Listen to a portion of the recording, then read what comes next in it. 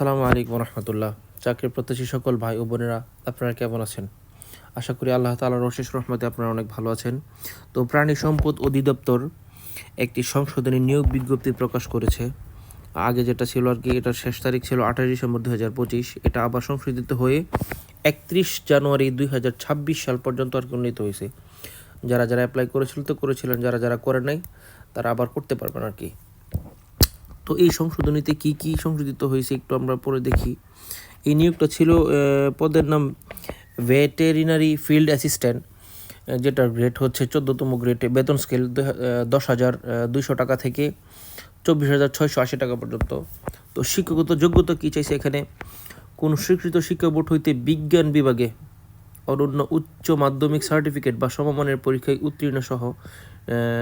উত্তীর্ণ সহ সরকারি ভেটেরিনারি ট্রেনিং ইনস্টিটিউট বা লাইভ স্ট্রোক ট্রেনিং ইনস্টিটিউট হইতে সংশ্লিষ্ট বিষয়ে 1 বছরের প্রশিক্ষণপ্রাপ্ত এবং প্রাণী সম্পদ অধিদপ্তরে ক্যাডার বহির্ভূত গেজেট কর্মকর্তা এবং নন গেজেট কর্মচারী নিয়োগ বিধিমালা 2023 এর তফসিল 2 অনুযায়ী গৃহীত পরীক্ষায় উত্তীর্ণ। তো এটার মধ্যে নিয়োগের কিছু শর্তাবলী আছে। এখানে সকল প্রার্থীদের ক্ষেত্রে 1/11/2025 তারিখ পর্যন্ত বয়সসীমা, 18 থেকে 32 বছর পর্যন্ত আর কি সরকারি চাকরির যে মেয়াদ থাকে আর কি 32 বছর, এই গেজেট প্রাপ্ত এই গেলেই এটার ক্ষেত্রে সেম প্রযোজ্য।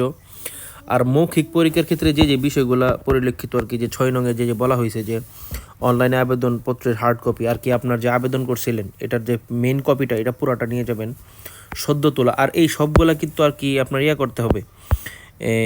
এই যে দেওয়া আছে, মৌখিক পরীক্ষার সময় নিম্ন বর্ণিত ক্রমিক ক হতে 6 পর্যন্ত কাগজপত্রের মূল কপি প্রদর্শনপূর্বক প্রথম শ্রেণীর গেজেট কর্মকর্তা দ্বারা সকল সনদে সত্যায়িত ছায়ালিপি দাখিল করতে হবে আর কি, সত্যায়িত করতে হবে আর কি।